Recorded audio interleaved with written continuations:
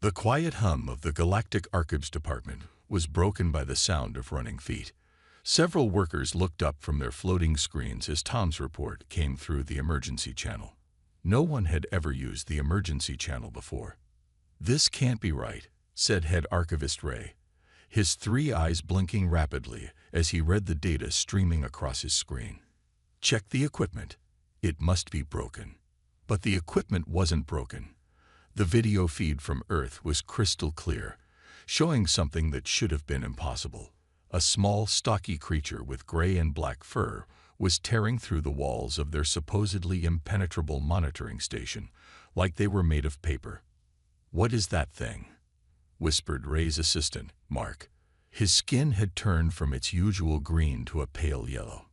"According to Earth databases, it's called a honey badger," Ray replied, watching in horror as the creature ripped through their most advanced security measures. Tom's report says the locals consider it a minor threat. The footage continued to play. The honey badger had now reached their food storage unit, designed to withstand attacks from the strongest known beings in the galaxy. It took the animal less than 3 minutes to break in. Tom's voice came through, slightly shaky. "As you can see, Honored Archives Council, Earth's wildlife possesses capabilities that far exceed our current understanding. This honey badger, it's not even one of their more dangerous species. I've compiled data on their bears, hippopotamuses, and something truly terrifying called a cassowary." Ray watched as more information poured in. Each file showed creatures that defied their understanding of what was possible. There were animals that could survive in the vacuum of space, others that could withstand temperatures that would melt their strongest metals, and some that carried enough poison to kill thousands. "This has to be some kind of joke," said Mark, but his voice lacked conviction. They all knew Tom. He was their best field researcher, known for his careful and accurate reports. The council chamber erupted into chaos as the data was shared. Some argued it had to be fake, while others demanded immediate action. In the middle of the debate, another emergency transmission came through. "Council members," Tom's voice was urgent now. "I regret to inform you that the honey badger has found its way into the main control room. It's accessing the—" Oh no. The transmission cut off. A moment later, their screens showed the creature somehow managing to activate their emergency beacon system.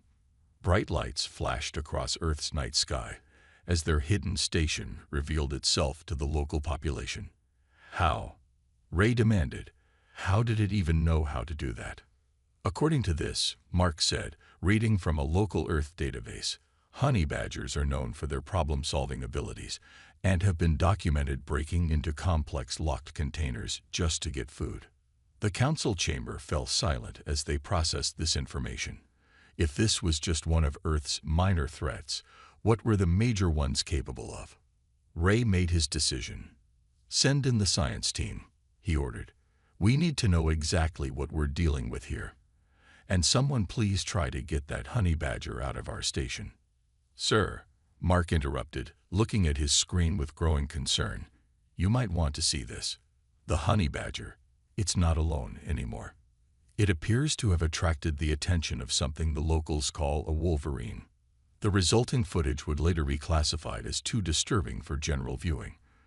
The Galactic Archives Department learned 2 valuable lessons that day. Never underestimate Earth's wildlife, and never, ever leave food where a honey badger might smell it. In his final transmission before evacuating the station, Tom added one last note, most concerning of all. "The local humans keep telling me these creatures are kind of cute. I believe we may have severely underestimated this planet and its inhabitants." The council's response was swift. Earth would need to be studied more carefully, and this time, they would send their best researchers, preferably ones with experience in handling extremely dangerous life forms. Though privately, Ray wondered if anyone in the galaxy truly had experience with anything like Earth's wildlife.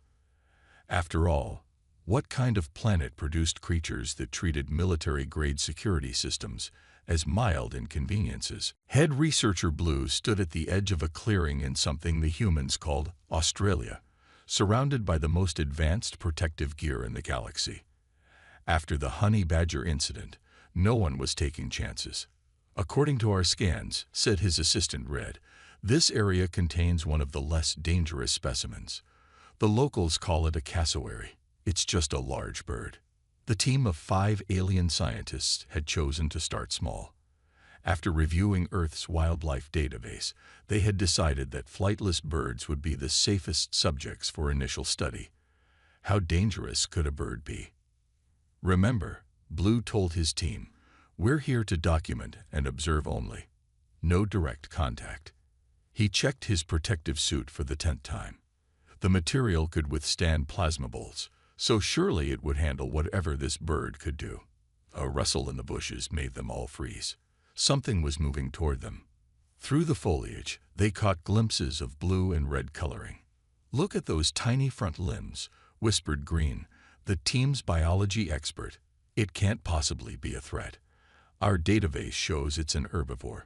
The cassowary emerged fully into view. It stood nearly as tall as Blue, with powerful legs and what appeared to be a horn-like growth on its head. It looked at the research team with dark, calculating eyes. Fascinating, Blue said, moving closer to take readings. The claws appear to be made of simple keratin, similar to most Earth species. The cassowary tilted its head. Sir, Red's voice shook slightly. The local database says we should back away slowly. Nonsense, Blue replied. Our suits can withstand. The cassowary moved. None of their instruments could track its speed. One moment it was standing still, the next it had covered 20 meters and was launching itself at Blue, its supposedly simple keratin claws slicing through his impenetrable suit like it was made of cloud fiber.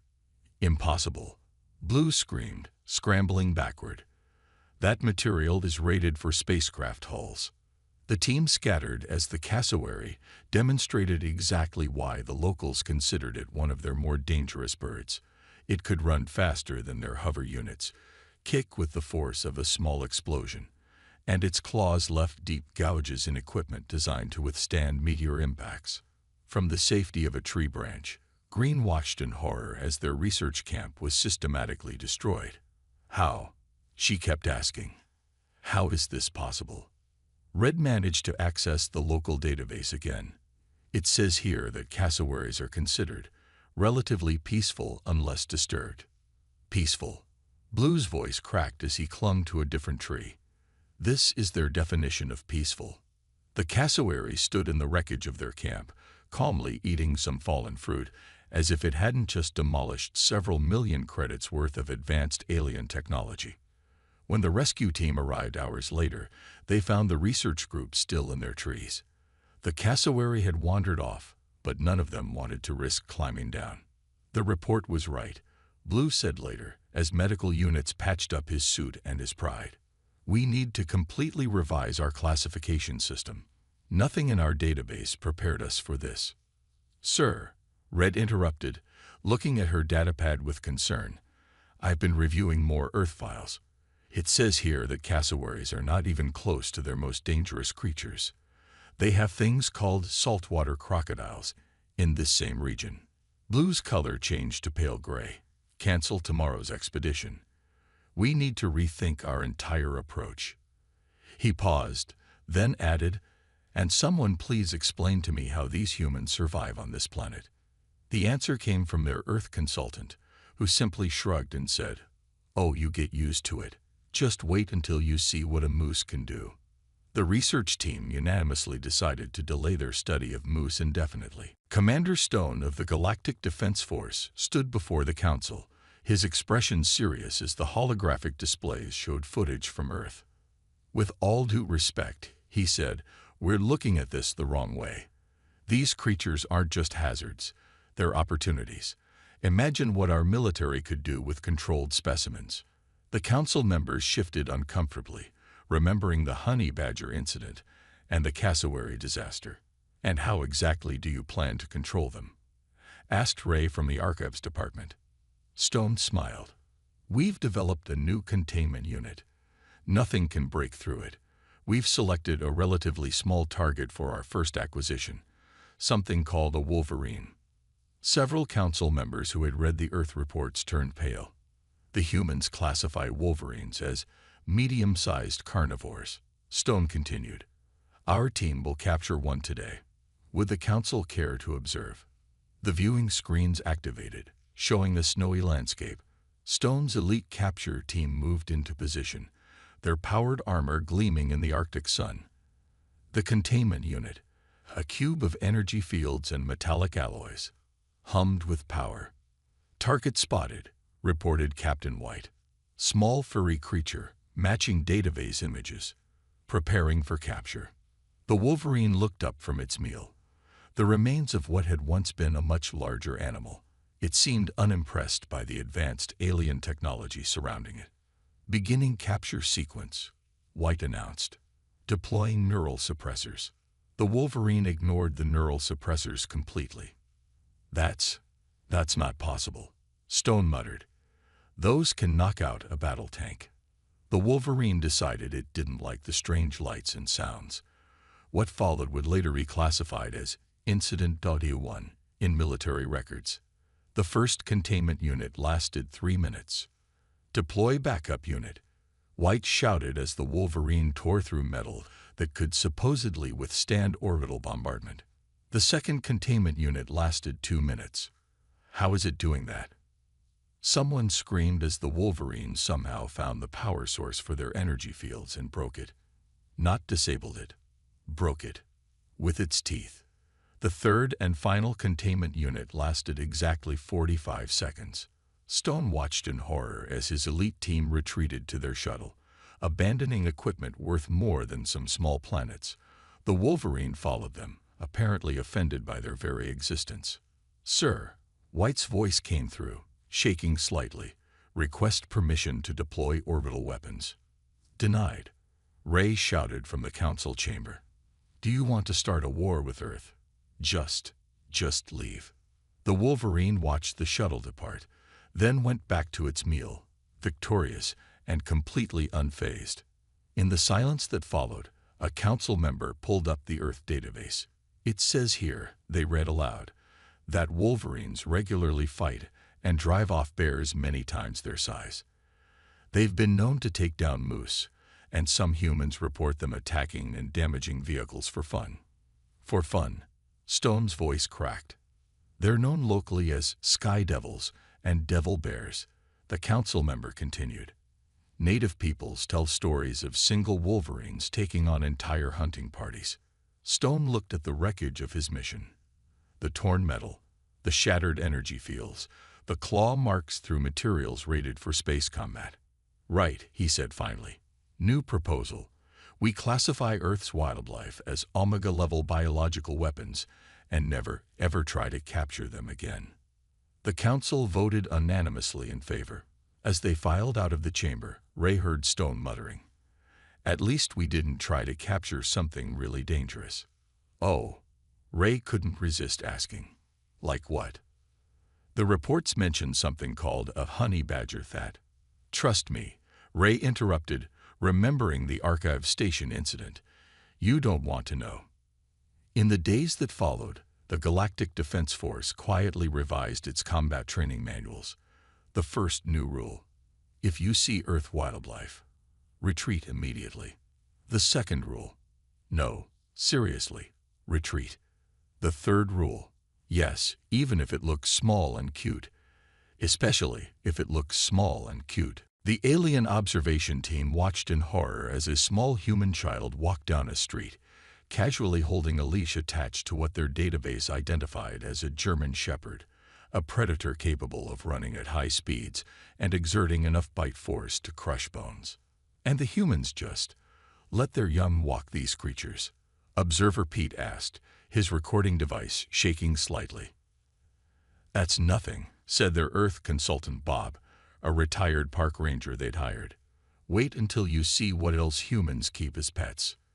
The team followed Bob to what he called an animal shelter. Inside, dozens of cats and dogs lounged in enclosures, some sleeping, others playing with toys. These creatures, Pete said, checking his data, they can see in near darkness, have razor-sharp claws, and are accomplished hunters. And humans keep them in their sleeping quarters. Oh yeah, Bob smiled. My cat sleeps on my pillow. She's a real sweetheart. The aliens exchanged worried looks. Their research had shown that cats regularly hunted and killed for entertainment, not just food. The idea of sleeping next to such a creature seemed insane. But the real shock came when Bob took them to a horse stable. Humans sit on these. Observer Jane's voice rose several octaves as she stared at a massive horse. Voluntarily. Sure do. Bob patted the horse's neck. This one's named Thunder. He's great with beginners. The aliens watched in amazement as Bob demonstrated horse riding. According to their calculations, the animal could easily crush a human with minimal effort. Yet here was Bob, guiding it with gentle touches and voice commands. But these aren't even the impressive ones, Bob said as he dismounted. You should see what some of my friends do. He showed them videos on his phone. Humans diving with great white sharks, handling venomous snakes, working with elephants, and even wrestling alligators. This can't be real, Pete whispered, but their scanners confirmed the footage was authentic. Oh, it's real all right, Bob grinned. My buddy works at a snake sanctuary. Want to go see? No. All three observers shouted at once. Your species, Jane said carefully, you just coexist with these creatures, even the dangerous ones. Well, sure, Bob shrugged. Someone's got to help preserve them. Did you know we have people who specifically protect and study honey badgers? The aliens collectively shuddered at the mention of honey badgers. But why? Pete asked. Why would you protect creatures that could kill you? Bob thought for a moment. Because they're amazing. Every creature has its place in the ecosystem. Plus, most animals won't bother you if you respect them and give them space. Respect them. Jane looked at her datapad. Your species has videos of people hand-feeding wild bears. Yeah, but you really shouldn't do that, Bob said. It's dangerous for the bears. Makes them too comfortable around humans. The observers noted that Bob's concern was for the bears, not the humans. Later, in their report to the council, the observation team wrote, most concerning of all is the humans' total lack of appropriate fear. They not only survive among these creatures, but actively seek them out for purposes of conservation and research. Some even keep apex predators as pets, allowing them access to their homes and families. They added a special note. When shown footage of the Wolverine incident, our Earth consultant Bob simply laughed and said, wait until you see what a grizzly can do. We did not request this demonstration. The council's response was swift. Continue observations, but under no circumstances should you ask humans to show you more of their cute animals. We're still repairing the damage from the last 3 demonstrations. Meanwhile, somewhere on Earth, Bob was planning their next field trip to what he described as just a little wildlife sanctuary. He decided not to mention it was a facility specializing in rehabilitating injured Komodo dragons. The Galactic Council's testing facility orbited a distant moon, far from any inhabited worlds. After months of debate, they had finally decided to conduct controlled tests of Earth's wildlife against their most advanced defense systems. Today's demonstration will involve 3 specimens, announced Chief Tester Grade to the assembled council members. We've selected them based on increasing threat levels. A Canadian goose, classified as minimal threat by humans, a hippopotamus, marked as dangerous, and a honey badger, which needs no introduction. The council members watched nervously as the first containment pod materialized. Inside, a seemingly harmless bird with a black head and neck stood calmly. Begin test 1. Gray ordered. The goose was released into a corridor equipped with motion sensors, stun fields, and robotic defense units. The security systems were set to minimum force, appropriate for what humans considered a common park bird. What happened next would be remembered as the goose incident. The bird ignored the stun fields completely.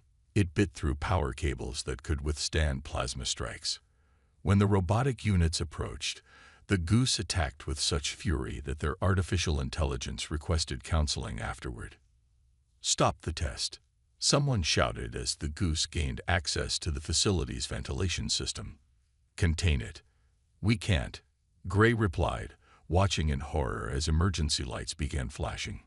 It somehow accessed the main control systems. The facility's AI spoke. Warning. Hostile entity detected in critical systems. Beginning emergency evacuation procedures. But it's just a bird, protested a council member. How is it doing this? Their Earth consultant, who had been quietly watching, finally spoke up. Yeah, we don't let geese near our sensitive equipment either. They take it as a personal challenge. The council ordered an hour-long break to recapture the goose and repair the damage. They found it sitting in the facility commander's chair, having somehow figured out how to make it rotate. Let's move on to test 2, Gray said nervously, now sporting several beak-shaped bruises. The hippopotamus test was mercifully brief. The moment the massive animal materialized, it took one look at the testing chamber and simply walked through the reinforced walls. Not broke through, walked through, as if the strongest alloys in the galaxy were merely mild inconveniences. That's not possible, Gray stuttered, looking at the hippo-shaped holes in 6 successive walls. Those materials can withstand direct hits from battleship cannons. Oh yeah. The Earth consultant nodded. Hippos don't really care about what's in their way. They just sort of happen to the world around them. Before the honey badger test could begin, the facility's AI made an unprecedented request. This unit respectfully declines to participate in Test 3. This unit has reviewed footage of previous honey badger encounters and chooses to continue existing. The council couldn't really argue with that logic. Perhaps, suggested a council member weakly, we should reconsider our definition of dangerous wildlife.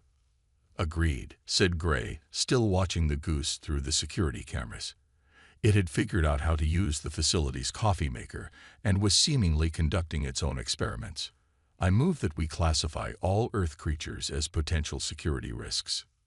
Even the small ones.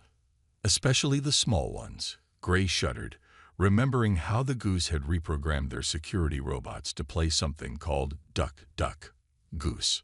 The council voted unanimously to create a new classification system exclusively for Earth's wildlife. The scale would start at alarmingly capable and go up to dear stars above. Why? Meanwhile, the goose had discovered the facility's communication system and was broadcasting what the Earth consultant identified as honking noises to every ship in the sector. Somehow, it had managed to make the broadcasts impossible to mute or ignore. The facility was eventually abandoned to the goose. Some say on quiet nights, you can still hear it honking victory songs through the emergency channels. Deep in the Galactic archives, a team of researchers led by senior analyst Max had been working nonstop for 3 months. Their mission: figure out why Earth's creatures were so impossibly tough. Look at these readings again, Max said, pointing to a holographic display of Earth's history. It doesn't make sense. Most worlds we've studied had stable environments that allowed life to develop gradually. But Earth. His assistant Ted shook his head. Earth tried to kill everything on it. Multiple times. The display showed a planet that had undergone changes that would have wiped out life on any other known world.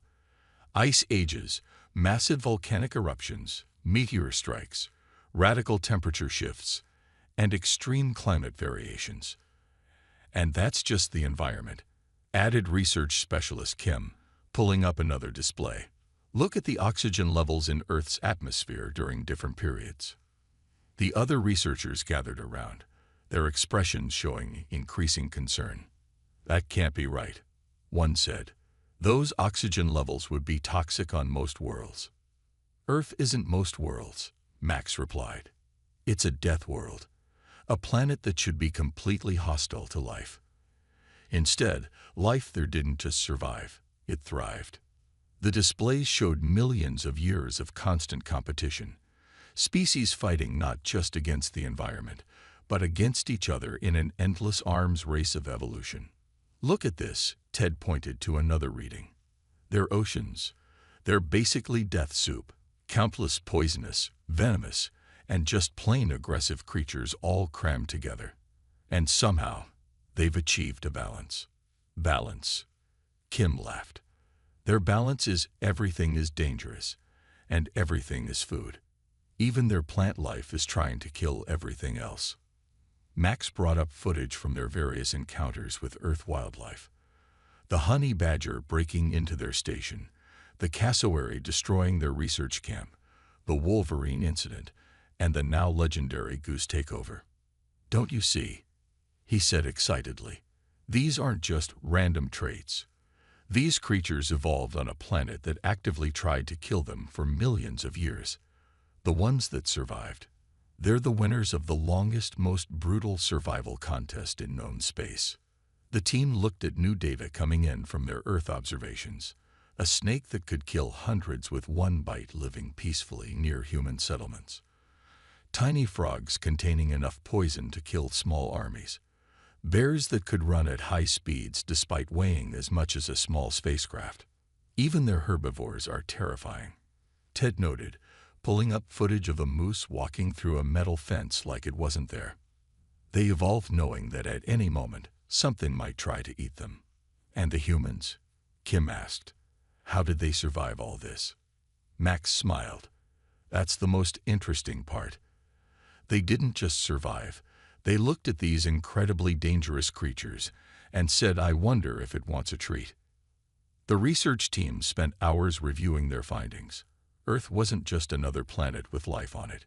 It was a forge that had been creating tougher, more resilient creatures for millions of years. "We need to update the official classification," Max said finally. "Earth isn't just a death world. It's TO death world. The planet that turned simple bacteria into honey badgers and geese. Don't forget the platypus," Ted added. "A creature so unlikely that our first 3 scanning teams thought their equipment was malfunctioning." As they prepared their report for the council, Max added one final note. "In conclusion, Earth's creatures aren't weapons. They're survivors. They're the ones that looked at a planet trying its best to kill them and said, 'Nice try.'" The council would later classify this report as both the most important and most terrifying document in the Galactic archives. They also noted that it was the only scientific paper to ever include the phrase, "And then there are raccoons," followed by several exclamation marks. The Grand Chamber of the Galactic Council had never been so full. Representatives from every spacefaring civilization gathered to hear the final decision on Earth's classification. The mood was tense, especially since a certain Canadian goose had somehow found its way into the ventilation system again. Head Councillor Bill stood at the central podium, trying to ignore the distant honking echoes. "After reviewing all evidence and reports, we have reached a unanimous decision. Earth is hereby classified as a Class X wildlife preserve, the first of its kind in known space." The chamber erupted in murmurs of agreement. Nobody argued. They'd all seen the footage. "Furthermore," Bill continued, "we're establishing a new safety protocol for all ships entering Earth's solar system. The minimum safe distance has been set at what humans call the Moon's orbit. Any closer approach requires special permits and signed waivers acknowledging that rescue missions are not guaranteed." On the main screen, footage played of their various encounters with Earth's wildlife. The honey badger incident, the cassowary attack, the wolverine demonstration, and what was now simply called the goose situation. "But what about the humans?" asked a representative from the back. "They live there." "Yes," Bill nodded gravely. "That's perhaps the most remarkable part. Reports from our Earth consultant, Bob, indicate that humans consider most of these creatures, and I quote, pretty neat." The chamber fell silent as new footage played. Humans casually jogging past alligators, swimming with sharks, keeping venomous snakes as pets, and rehabilitating injured bears. "We've also discovered," Bill added, "that humans have something called wildlife photographers who deliberately seek out dangerous creatures to, as they put it, get a good shot." Several council members fainted. In light of these findings, Bill pressed on, We're also officially classifying humans as Class X themselves, not because they're dangerous, though they certainly are, but because any species that can look at a honey badger and think, "Aw, cute," clearly deserves special consideration.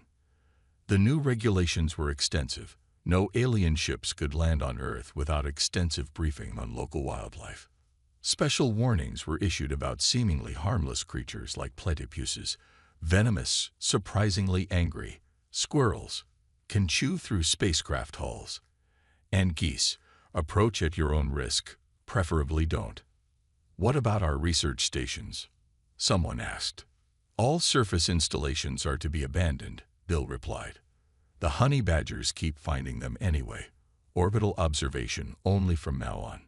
As the meeting concluded, Bill shared one final piece of footage. A human child feeding ducks in a park, completely unconcerned by creatures that could outmaneuver their best defense systems. Remember, he said, Earth isn't just a planet. It's nature's proving ground, where even the squirrels are tougher than our combat robots. We're not abandoning research there. We're giving it the respect it deserves. In the years that followed, Earth gained a new reputation in the galaxy. Ships would detour light years out of their way to avoid getting too close. The footage of various Earth creatures defeating alien technology became popular entertainment, though the Goose versus Space Station video was classified as too traumatic for general viewing. Meanwhile, on Earth, life continued as normal. Humans went about their daily routines, casually coexisting with creatures that the rest of the galaxy considered living weapons of mass destruction. They continued to make nature documentaries, much to the horror of alien viewers who couldn't understand why anyone would voluntarily get that close to a moose. And somewhere in the abandoned Galactic testing facility, a certain Canadian goose had established its own small empire, occasionally broadcasting victory honks across all known frequencies, just to remind everyone who really won. The Council's final note in the official records simply read, Earth, where even the cute ones are terrifying. Approach with caution, respect, and preferably from orbit.